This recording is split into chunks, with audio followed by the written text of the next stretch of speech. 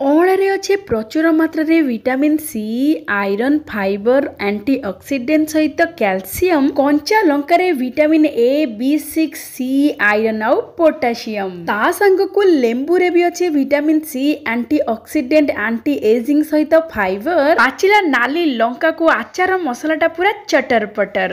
କଡ଼କ କଚି ଘାନି ସୋରିଷ ତେଲରେ ଗୋଟା ରସୁଣର ଛୁଙ୍କ।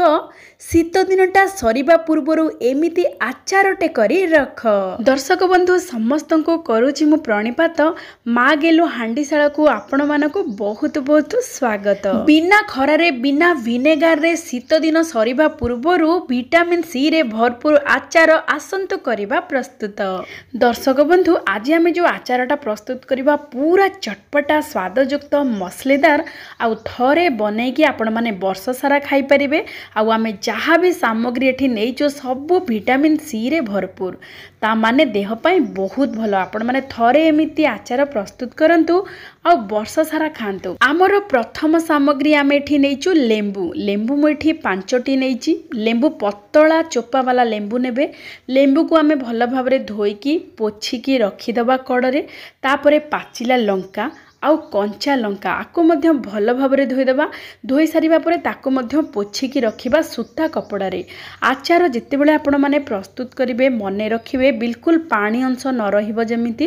ମାନେ ଯାହା ବି ଆଚାରରେ ସାମଗ୍ରୀ ନେଉଛନ୍ତି ଭଲ ଭାବରେ ସୂତା କପଡ଼ାରେ ପୋଛିକି ନେବେ। ଦେଖନ୍ତୁ ଯଦି ଆପଣମାନେ ପୋଛୁନାହାନ୍ତି ତେବେ 1 ଘଣ୍ଟା ପାଇଁ ଖରାରେ ମଧ୍ୟ ରଖିପାରିବେ।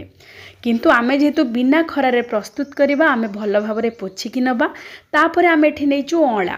ଅଁଳା ଯେହେତୁ ଶୀତ ଦିନ ସରିଯାଉଛି ଅଁଳା ତାପରେ ଆଉ ମିଳିବନି। ଆପଣମାନେ ଥରେ ଏମିତି ଆଚାର ନିଶ୍ଚୟ ପ୍ରସ୍ତୁତ କରନ୍ତୁ।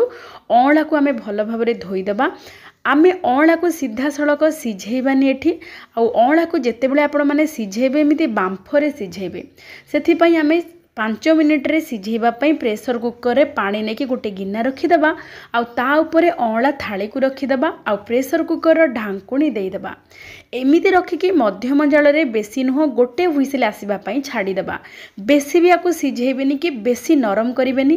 ହାଲକା ନରମ ହେବା ପର୍ଯ୍ୟନ୍ତ ସିଝେଇବେ। ତା ମାନେ ଗୋଟେ ହୁଇସିଲ୍ ମଧ୍ୟମ ଜାଳରେ ଆସି ସାରିବା ପରେ ଆପଣମାନେ ପ୍ରେସର କୁକରର ଢାଙ୍କୁଣୀକୁ ଖୋଲିଦେବେ। ତାପରେ ଅଁଳାକୁ ଆପଣମାନେ କ'ଣ କରିବେ ନା ଟିକେ ପବନ ବାଜିବା ପାଇଁ ଗୋଟେ ସୂତା କପଡ଼ାରେ ଖେଳେଇ ଦେବେ। ଯାହାଫଳରେ କି ଅଁଳାର ଉପର ଅଂଶ ପାଣି ସବୁ ଛାଡ଼ିଯିବ। ନଚେତ ଆପଣମାନେ ସୂତା କପଡ଼ାରେ ଟିକେ ହାଲକା ହାଲକା ପୋଛିଦେବେ। ଏବେ ଦେଖନ୍ତୁ ଅଁଳାର ଉପର ଭାଗ ଟିକେ ଟିକେ ଶୁଖିଯାଇଛି। ଏବେ ଆମେ ତାକୁ କାଟିବା। ଆପଣମାନଙ୍କ ଇଚ୍ଛା ମୁତାବକ ଆପଣମାନେ କାଟିବେ ଟିକେ ଛୋଟ ଛୋଟ କରିକି।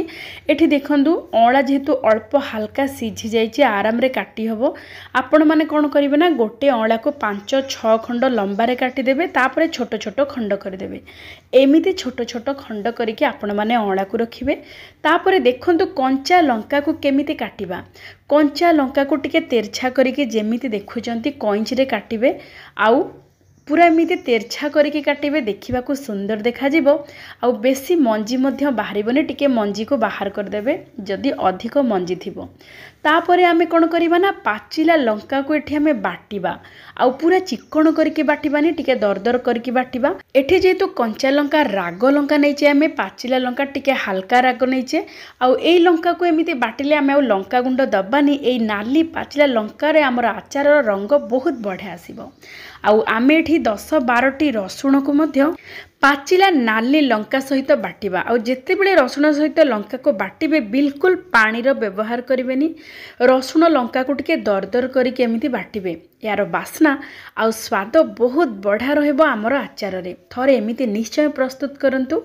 ବହୁତ ସ୍ୱାଦଯୁକ୍ତ ହୋଇକି ପ୍ରସ୍ତୁତ ହେବ। ଏବେ ଆମେ ରସୁଣ ଆଉ ପାଚିଲା ଲଙ୍କାର ବଟାକୁ ଟିକେ କଡ଼କୁ ରଖିଦେବା। ଆମେ ଏଠି ନେଇଛୁ ଲେମ୍ବୁ। ଲେମ୍ବୁକୁ ମଧ୍ୟ ସେମିତି ଆମେ କ'ଣ କରିବା ନା ପ୍ରଥମେ ଫାଳ କରିକି କାଟିଦେବା। ତାପରେ ପୁରା ଛୋଟ ଛୋଟ ଖଣ୍ଡ କରିକି କାଟିଦେବା। ଦେଖନ୍ତୁ ଏମିତି ଛୋଟ ଛୋଟ ଖଣ୍ଡ କରିକି କାଟିବେ। ଆଉ ଯେତେ ମଞ୍ଜି ସବୁ ଥିବ ବାହାର କରିଦେବେ। ଏମିତି ଛୋଟ ଛୋଟ ଖଣ୍ଡ କରିକି କାଟିଲେ ମଞ୍ଜି ଆରାମରେ ବାହାରିଯିବ। ମଞ୍ଜି ରଖିବେନି ନହେଲେ ପିତା ଲାଗିବ ଆଚାର। ତା ସହିତ ଆମେ ଗୋଟେ ଲେମ୍ବୁର ରସକୁ ବାହାର କରିକି ରଖିବା। ଏବେ ଆମେ ଲେମ୍ବୁ, ଅଁଳା, କଞ୍ଚା ଲଙ୍କାକୁ କାଟିକି ରଖିଦେଇଛେ।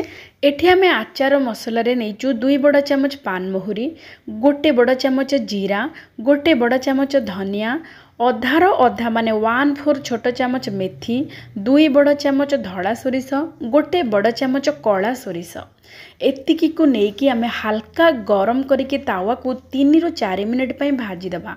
बेसी पोड़ीबानी नहले पिता लागिबो। हल्का टिके आमे उषुम रे भल भाव टिके भाजी दबा। बहुत बड़ा बास्ना आसीबो। आउ एमिति आचार मसला प्रस्तुत करिके जदि आचार रे आपण माने देबे तार बास्ना और स्वाद बहुत बढ़िया रहिबो। आचार रे आचार रो जो मसला गुंड सेटा ही आचार रो मुख्य भूमिका निभाई थाए। से आचार रो स्वाद आचार मसला द्वारा आसी थाए। भाग माप ठीक करिके जदि आपण माने प्रस्तुत करिवे आचार बेस स्वादयुक्त होइके प्रस्तुत हबो। एबे देखंतु आमे याकु कोन करबा ना टिके दरदर गुंड कर देबा ई मसला गोटा मसला सबको। तापर आमे सेथिरे दबा अधा छोट चामच हेंगु, गोटे छोट चामच हळदी गुंड, गोटे छोट चामच कला लुण, ता सहित स्वाद अनुसार साधारण लुण एतिके सब देके भल भाव मिसई दबा। जेहेतु लुणी आचार आम टिके लुण भाग अधिक रखिबा। लुण भाग अधिक रखिले मध्य आचार बेसी दिन पर्यंत भल भाव रहिबो, नष्ट होबनी। एबे आम मसला गुंड सहित भल भाव जो गुंड मिसेले मिसई देकी रखिदबा कड़े। एबे आम गोटे कड़ई नबा सेथिरे आमे आचार को मिसेबा। प्रथमे आमे जो अँला को काटिकी रखिथिले देदेबा। तापरे लेंबू आमे जो छोट छोट खंड करिके काटिकी रखिथिले ताको मध्य देदेबा। आउ कंचा लंका एठी देदेबा। कंचा लंकार मंजी जदि अधिक बाहरिबो टिके बाहर कर देबे, नले अधिक राग हो जिवो। जदि आपनको अधिक राग पसंद ताले कंचा लंकार मंजी मध्य नेई पारंती। ता सहित भल रंग पई आमे जो पाचिला लंका और रसुण रो बट्टा नेइथिले ताको देदेबा। तापरे लेंबू रस देकी जो मसला आमे प्रस्तुत करथिले मसला गुंड दरदर गुंड सब भाजिकी ताकू एठी देदेबा। एई सब दे सारिबा परे भल भावरे प्रथमे मिसई दबा, जहा फल कि मसला गुंड भल भावरे मिसी जिवो। एबे देखंतु आमे कोन करिबा ना सोरिष तेल नबा। सोरिष तेल टिके भल भावरे प्रथमे गरम कर देबा। जेतेबेले भल भावरे गरम हे जिवो तापरे जाळ को पूरा कमेई देबा। कम जाळ रे आमे रसुण किछि पकेबा। एई रसुणर चोपा को छड़े देबे। तापरे रसुण पकेकी पूरा कम जाळ रे जेमिति पूरा पूरी बादामी रंग हबो रसुण सेई पर्यंत आमे ताकू एमिति रखिबा कम जाळ रे।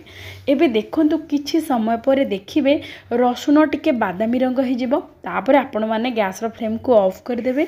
देखंतु रसुण केते बढ़िया पूरा क्रिस्पी हे जाई जे। एमिति रसुण सोरिष तेल रे छुंकी के आपण माने आचार रे देबे। आमे आचार रे कंचा रसुण रो मध्य व्यवहार करिचे पाचिला लंका सहित बाटिकी। द्वितीय थरो आमे रसुण रो व्यवहार करूचे एमिति पूरा पूरी क्रिस्पी करिकी। देखिबे तार स्वाद और बास्ना बहुत बढ़िया रहिबो। एमिति पूरा क्रिस्पी हेकी रसुण रो बास्ना आउ तार स्वाद पूरा जबरदस्त रहिबो एई आचार रे। एमिति शैली रे निश्चय थरे आचार प्रस्तुत करंतु। तापरे कोन करिबा ना भल भावरे गोळेई देबे। आमे जो लेंबू रस देइचे ता सहित एई सब सामग्री हमर आचार सामग्री ता सहित सोरिष तेल रे रसुण रो छुंक एई सबु आउ आचार मसला में जो स्पेशल प्रस्तुत करिचे भाजी की आचार मसला गुंडर बास्ना और स्वाद पूरा पूरी जबरदस्त रहिबो। आउ राग लुणी खट्टा है कि ए आचारटा पूरा चटपटा। आपण माने देखिकी जानी पारुथिबे केते बढ़िया रंग आसी जेहेतु आमे पाचिला लंकार बट्टा देइचे। आउ पूरा पूरी देखिकी आपण मानक पाटिरु निश्चय लाळ गडुथिबो। आपण माने थरे एमिति प्रस्तुत करंतु जानी परिबे केते स्वादयुक्त। आपण माने 2टा रुटी जगह रे 4टा रुटी खाइदेबे एते स्वादिष्ट। आउ आचार को सब बेले काच बोतल रे ही रखिबे। आउ जेते बेले रखिबे ता पूर्वरु काच बोतल को भल भावरे गरम पानी रे सफा करिकि धोई देबे। आउ खरा देके भल भावरे सुखै देबे। तापरे आपण माने आचार रखिबे।